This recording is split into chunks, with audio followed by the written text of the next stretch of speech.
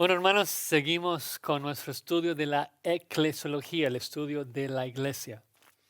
Eh, Vimos la vez pasada de que eh, Dios tiene un plan en particular para los judíos en el futuro, como dice Romanos 11, pero hoy en día la iglesia es lo que hay. Cristo está edificando a su iglesia y la iglesia es la composición de tanto gentiles como judíos en un mismo cuerpo.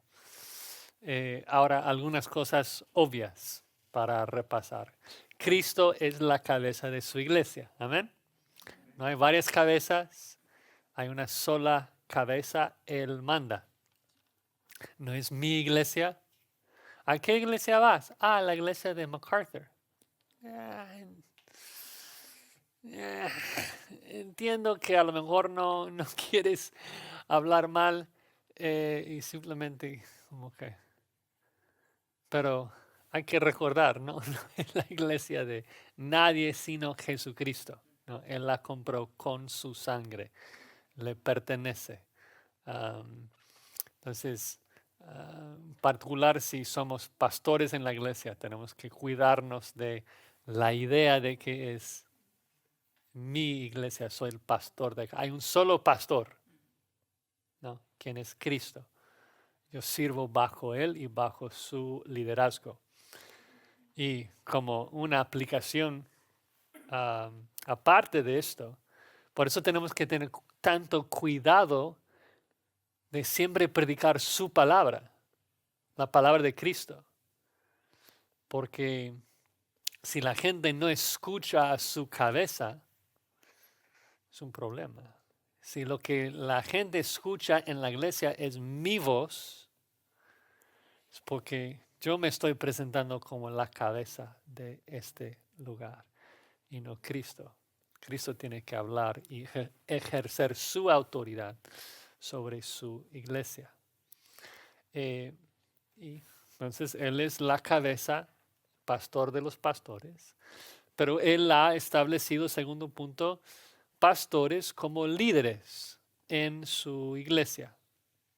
Ha regalado a la iglesia pastores. Y esto se ve en muchos lugares. Efesios 4 habla de que Dios ha dado un don, un regalo a la iglesia, y ese don es, o sea, son los pastor maestros en nuestros tiempos. Hebreos 13, 7 y 17, las ovejas deben obedecer a sus líderes, ¿no? Y obedeciendo a sus líderes, entonces obedecen al pastor de sus líderes, quien es Cristo. Ahora, un punto importante en la eclesiología, tenemos varios títulos que describen al mismo oficio, describen las diferentes funciones de la persona que está en el liderazgo de la iglesia. Son líderes, son ancianos, son obispos, son pastores. No son oficios diferentes. Describen a la misma persona, la misma o sea, el mismo oficio. Entonces no es de que el obispo está por encima del pastor, quien está por encima de los ancianos, es de que el anciano es un pastor, es un obispo, es un líder. Y eso es sumamente importante porque a veces la iglesia no funciona así. La iglesia tiene su pastor y vemos como que los ancianos están debajo de su liderazgo. Eso es peligroso.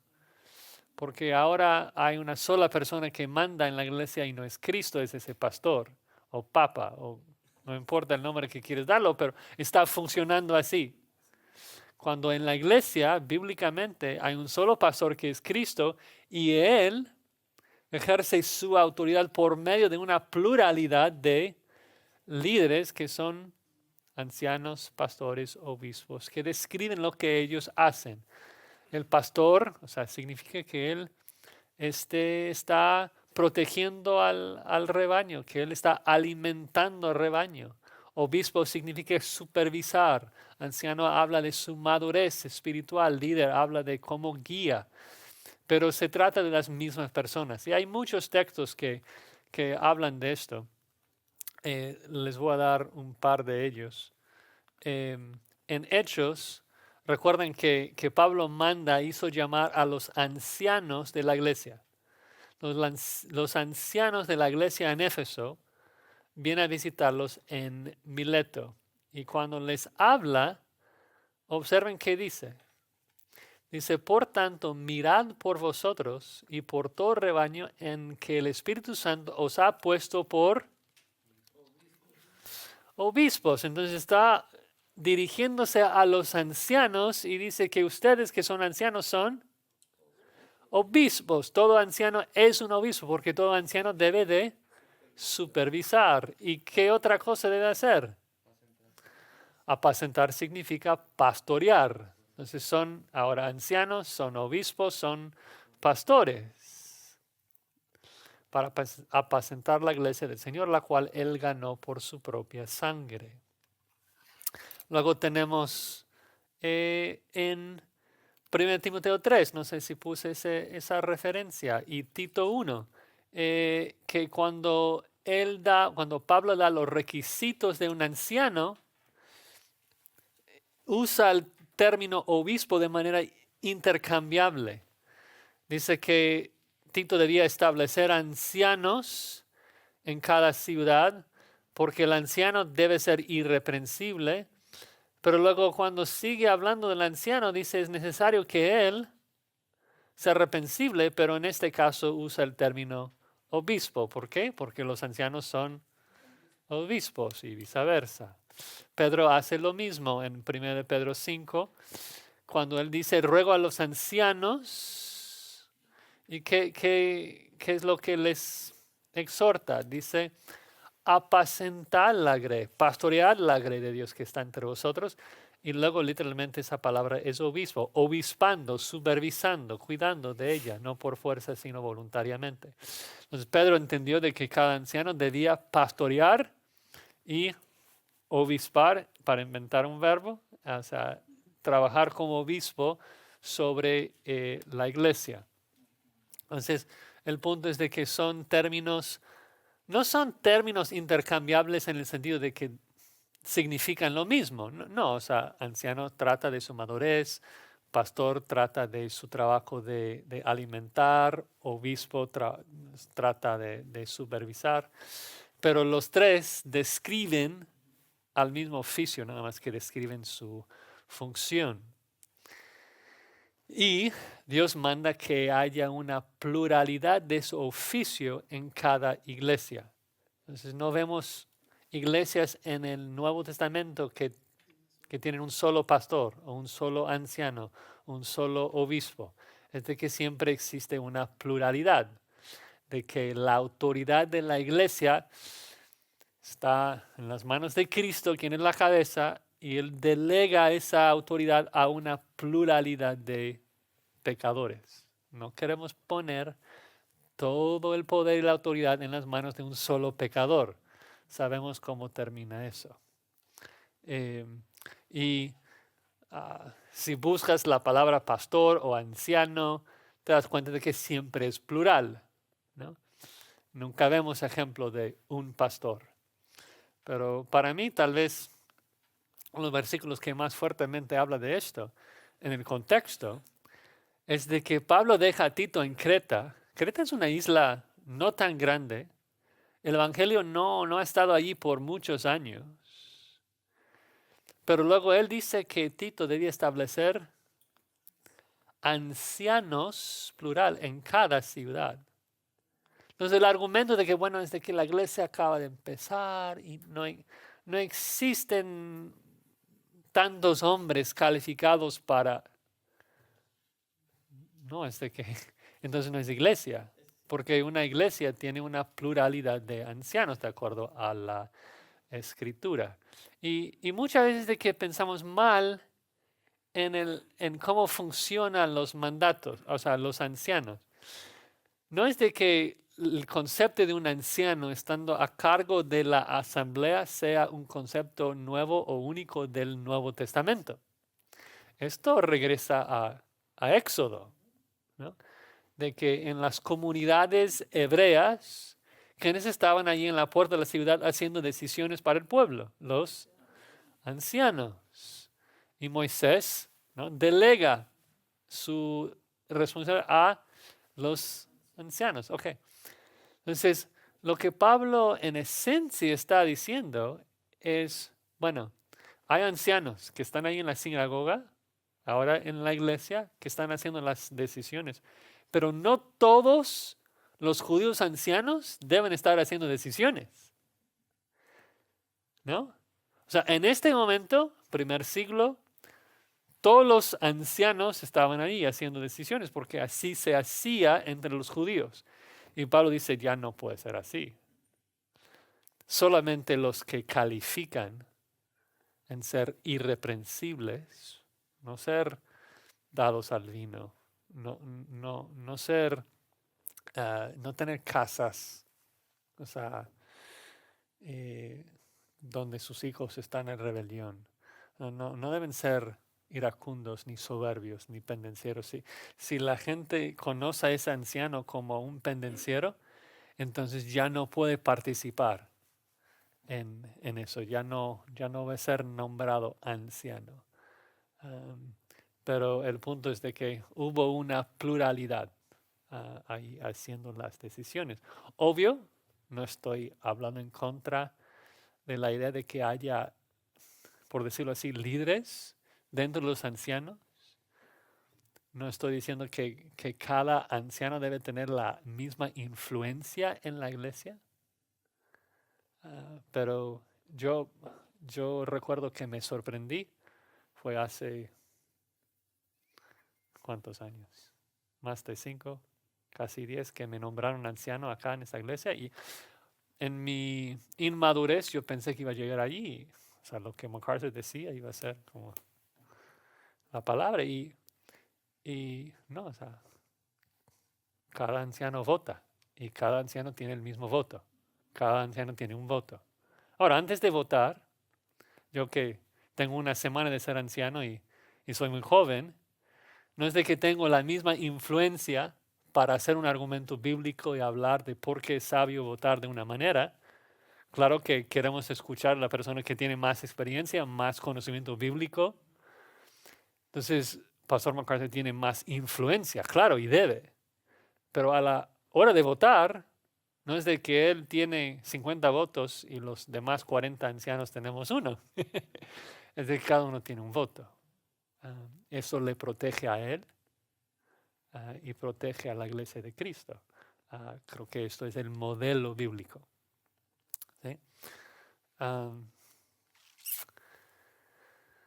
Cada iglesia es autónoma y puede tomar sus propias decisiones. Esto explica por qué no somos presbiterianos, ¿no? No existe una jerarquía de varias iglesias. Porque lo que observo en el Nuevo Testamento es de que o sea, los ancianos tienen la responsabilidad de tomar decisiones para su congregación y no otras congregaciones. Tienen la autoridad de trabajar. Nosotros tenemos la responsabilidad de trabajar con las ovejas que Dios nos ha dado. No es de que también otros pastores pueden entrar y como influir en las decisiones que estamos tomando. Somos responsables, ¿no?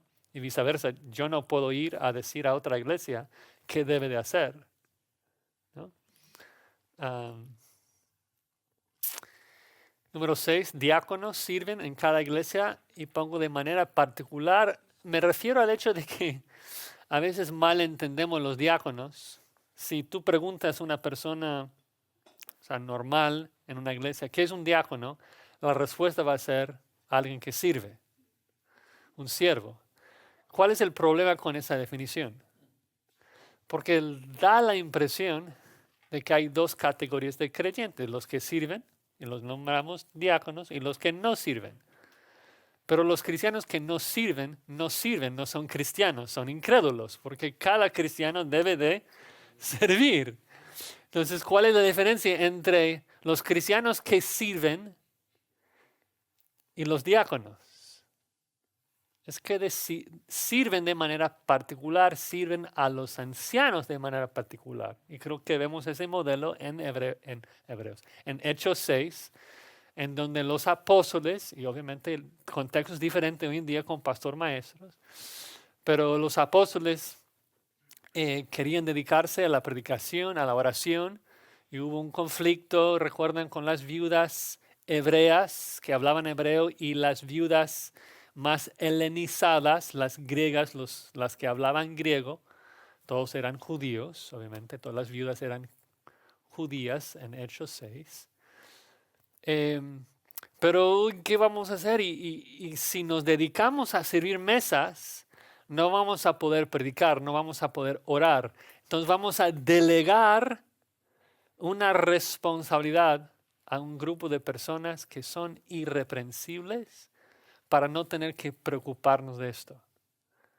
Es decir, que el diácono es el que tiene un carácter irreprensible, que es confiable, y que el anciano, cuando se le presenta con algo que le va a distraer de su responsabilidad de pastorear a la grey, que puede sacar su celular y, oye, hermano, por favor, ayúdame con esto, y ya no tiene que preocuparse si lo va a hacer y sacar una nota de voluntarios, quién puede ser, quién no, porque eso toma demasiado tiempo. Pero hay gente que ya está en inglés, yo digo, que está en el speed dial del anciano, que está listo para saber con qué contar, con quién puedo contar con eso.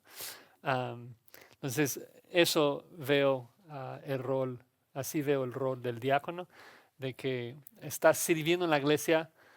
Todos sirven, pero él sirve de manera particular ayudando al anciano para dedicarse a su trabajo en particular, que es predicar y orar.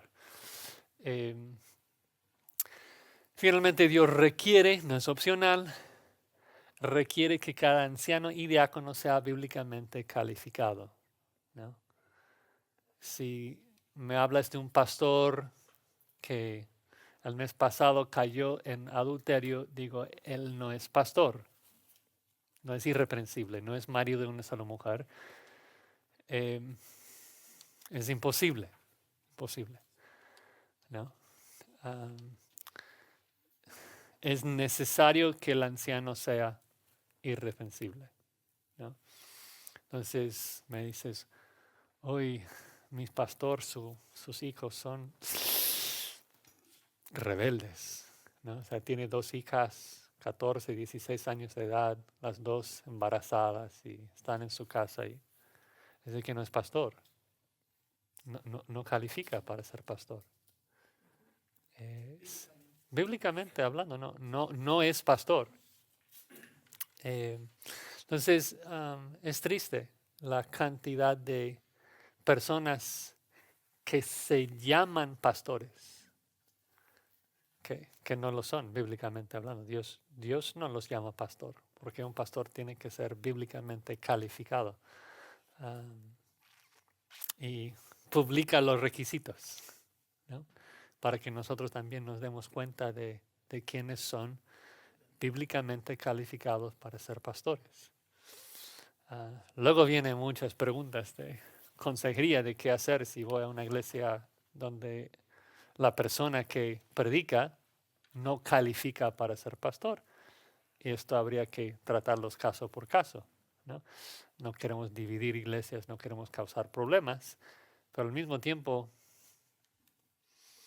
es como que no tienes pastor, ¿sí?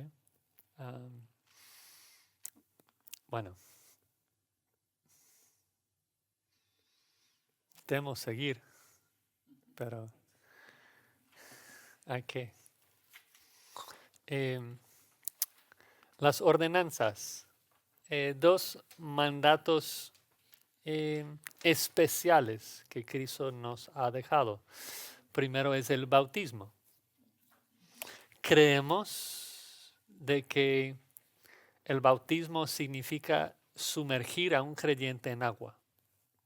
¿Por qué creemos esto? En primer lugar, porque la palabra bautizar significa sumergir. Entonces, ¿qué vas a hacer con eso? O sea, es lo que significa. Y segundo, porque en la escritura es el ejemplo que vemos, ¿no? De que sumergieron a la gente en agua. Y las historias que se cuentan de los bautismos no tienen sentido si no estamos hablando de una sumersión. Por ejemplo, cuando Felipe bautiza al etíope. O sea, él va de viaje, regresando, o sea, va de Jerusalén a África. Entonces, en su carro tiene agua para tomar o va a morir en el desierto. Entonces, si Felipe solamente tiene que mojarlo, lo puede mojar en cualquier momento porque hay agua suficiente. Pero luego cuando pasan por agua, él dice, acá hay agua suficiente para bautizarme, hagámoslo, ¿no? O sea, las historias que hablan del bautismo no tienen sentido si no es una sumersión. Y la gente dice, es de que en Hechos hubo 5,000 personas, 3,000 personas en Hechos 2 que fueron salvos, que no podrían ser bautizados. Es de que no conocen al templo, entonces. Hay lugar allí para bautizar a 30,000 personas en un solo día. Hay mucho lugar para bautismo. Allí, en el templo allí caben miles y miles y miles y miles. O sea, 3,000 personas caben en una esquina y en cada entrada cada persona que entraba tenía que sumergirse en agua como un rito de purificación en el sistema judío.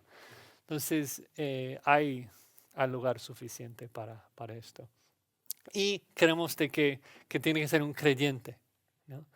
Porque es el ejemplo que observamos en la Escritura de que alguien cree y luego declara su profesión de fe en su bautismo. Claro que hay hermanos que nos dicen, es de que también vemos en la Biblia cómo bautizaron a casas enteras. Pero aún allí vas a esos pasajes, como en Hechos, cuando Pablo bautiza la casa del carcelero en Filipos y dice de que todos creyeron y luego fueron bautizados. ¿Qué vas a hacer allí? O sea, no estaba bautizando a incrédulos, no estaba bautizando a infantes, estaba bautizando a los que recibieron la palabra y creyeron. Entonces, creo que en todos los casos lo que vemos es que creyentes están siendo sumergidos en agua. Sí. Es triste porque hay tantos cristianos que por alguna razón no se bautizan. Están viviendo en rebeldía, ¿no? Y me sorprende siempre que tenemos bautismos y luego soltamos a la gente, la cantidad de gente que se apunta, que han vivido en pecado por años. Y siempre les digo, siempre cuando exhorto a la gente a bautizarse, a creyentes, digo, yo no sé cómo dices que eres cristiano si no eres bautizado. ¿Cómo me vas a decir de que tú estás siguiendo a Cristo, que tú eres un seguidor de Cristo, si estás desobedeciendo el mandato más claro que te ha dado? No has tomado ni el primer paso del cristianismo. Es muy, muy importante el bautismo. Segundo, la Santa Cena, mandato de Cristo de celebrarlo hasta que Él regrese, de recordar su sacrificio por nosotros. Obviamente no somos católicos, no creemos de que la copa ni el pan es el cuerpo, la sangre de Cristo, sino que lo representa. Pero es una bendición para el creyente celebrarlo. Pablo dice que es la comunión, el koinonía, con la sangre y con el cuerpo de Cristo. Es una bendición. Pero no tomarlo a la ligera. Si alguien no discierne el cuerpo de Cristo, que creo que en el contexto no solamente se trata de entender la cruz, sino de no tener división entre el cuerpo de Cristo, Pablo dice,